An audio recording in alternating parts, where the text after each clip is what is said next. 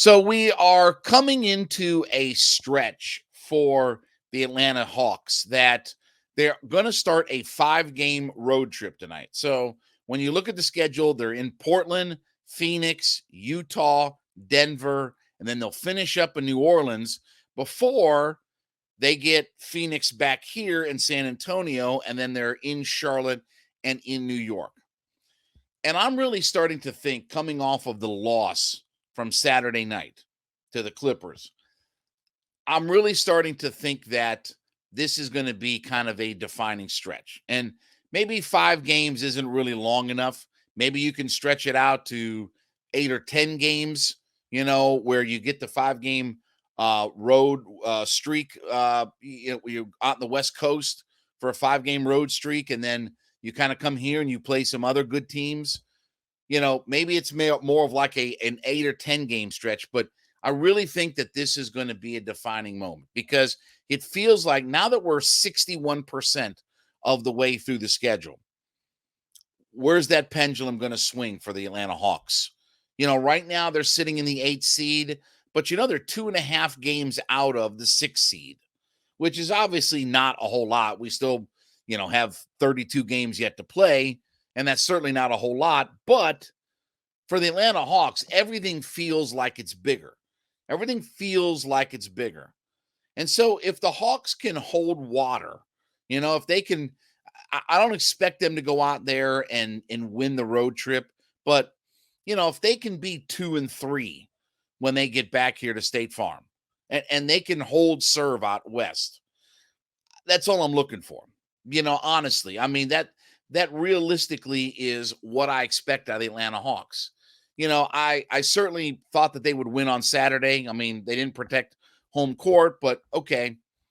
But you can't have one of these. The Hawks, when they made this trip last year, and the schedule makers didn't do them any favors last year when they did this.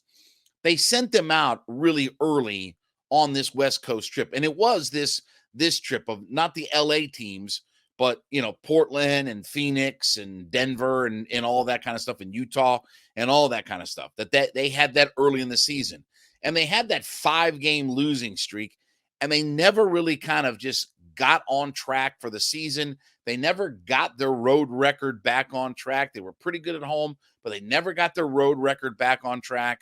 And it just really kind of set the tone for what last year was going to be. And so they can't afford to have like this 0-for-5 kind of stretch, or even like a 1-for-4. They can't afford to have that right now. And every game is getting magnified for the Atlanta Hawks. I mean, look, we still got 32 games left, but we only have 32 games left. And you're 61% of the way through the season, and it'll be over in the blink of an eye. When you get off this West Coast road trip and get back home to play the Phoenix Suns, you'll be 2/3 of the way through the schedule. It's coming that fast. So all I'm looking for in the Hawks is just hold water. Just be 500. When the Hawks went out earlier at the first part of the year and they had that West Coast road trip, I think that they were 2-2 on that West Coast road trip when they played the California teams, the Lakers, Golden State, and Clippers and all that. I think they were 2-2 during that stretch. Just hold water. Just don't lay an egg on this road trip, because if they do, if they go out with one of these 0-5 types of performances, I think that the season is really going to, and really the season is really going to get sideways. And then here's the other thing: when the Hawks get back home, which will be, their first game will be February 9th. We'll be at the trade deadline. We'll when the Hawks wrap up on the February 7th, and I believe that game is, let's see, where is that game? In New Orleans.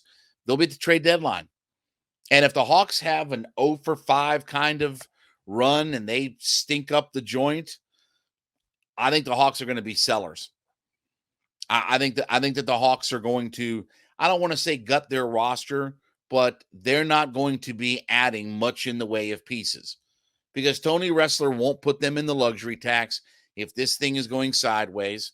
If they wrap this thing up and they're, whatever it is, 1-4, 0-5, whatever like that, and they wrap this thing up, and let's say that they're sort of in that 10-11 seed type of range, I don't think Tony Ressler is going to buy into this team. I don't think that Tony Ressler is going to start to add pieces, and I don't think Landry Fields is going to, be able to, accumulate different parts and things like that.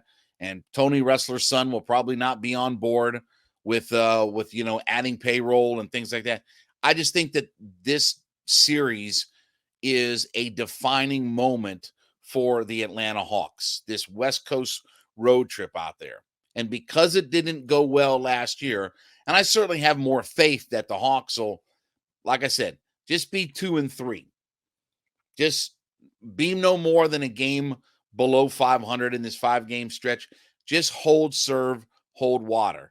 But if this thing goes sideways, if this thing ends up being a crap fest, then I really think that the Atlanta Hawks, I don't think Tony Ressler is going to sit around and, wait to add pieces and things like that. If this thing starts to go sideways, then I don't think that they're going to be buyers. I think they're going to be more sellers.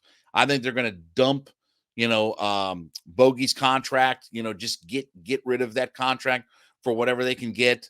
I don't think that Collins is going anywhere. I don't think that John Collins is going to be on the move. I don't think the Hawks really want to trade John Collins at the end of the day. I don't really believe that. Maybe it's true. Maybe they want to get out from underneath his contract. But when you read the room and you see that other general managers are not picking up the phone because of that contract, and the Hawks are, unwilling to just unload him, but there might be some other moves besides Bogey. If you saw somebody else get moved, that'll really tell you. But when this thing wraps up on the road, this 5-game road trip out there, the Atlanta Hawks, if they can just hold serve, they'll be fine. But if this thing goes sideways out there, I do think that there are moves coming. And I think that this franchise, I don't want to say that they're going to hit some kind of reset button. I don't think that they're going to gut the roster. I mean, you really can't. I mean, when you think about it, with a Supermax player and John Collins' contract and the money that you've got in DeAndre Hunter, you really can't gut this roster. But there will certainly be some off or end of season changes for this Atlanta Hawks team. I really do believe. I think the first thing that will be is that they'll be looking for a new head coach at the end of the season. I don't think there's any, and I talked to the guy from NBC Sports, Kurt Heelan, about this the other night. He said that nobody around the league thinks that Nate McMillan is going to be back. So you're at least looking for a new head coach, and maybe you're looking to change around this roster, but this will be sort of a defining moment for where the Atlanta Hawks are and, what this season is going to be. Because if this thing craps out, I think there's going to be some changes to this roster when we get to the trade deadline. All right, besides making Hittin' Hard with Jon Chuckery your first listen every day, make sure you make Locked On Sports Today your second listen. Biggest stories of the day, instant reactions, big game recaps, and the take of the day. They're available Spotify, YouTube, wherever you get your podcast from. And we want to talk about our friends over at Built Bar, a new flavor every month, but you can have all of your favorite flavors: churro, peanut butter brownie, coconut almond, okay? But all of the Built Bars, whether you have the marshmallow puffs, the protein-infused marshmallow puffs, you're looking for your traditional just protein bar, they're all around 130 calories with 4 grams of sugar, but a whopping 17 grams of protein. And now what you can do is, if you don't want to go to Built.com and you don't want to do the whole online thing, you can head to your local Walmart or Sam's Club and pick you up boxes of Built Bars today. So you want to run over to Walmart, you're doing all your grocery shopping over there nowadays? Cool. Head over there to Walmart, pick up a box of Built Bars. You're headed to Sam's Club, you're going to buy in bulk? Cool. Head over there and pick up a box of Built Bars. So either head to Walmart, head to Sam's Club, or you can always go the traditional route. Go to Built.com today. Check out their wide range of all the different products that they have, and certainly pick up a bunch of your low-calorie, low-sugar, low-carb types of snacks but high protein. Get healthier, get in on the action, get in on, the new year. It's a new year, new me, and all that good kind of stuff out there. But pick you up boxes of Built Bars at Sam's Club, Walmart, or you can go to built.com today.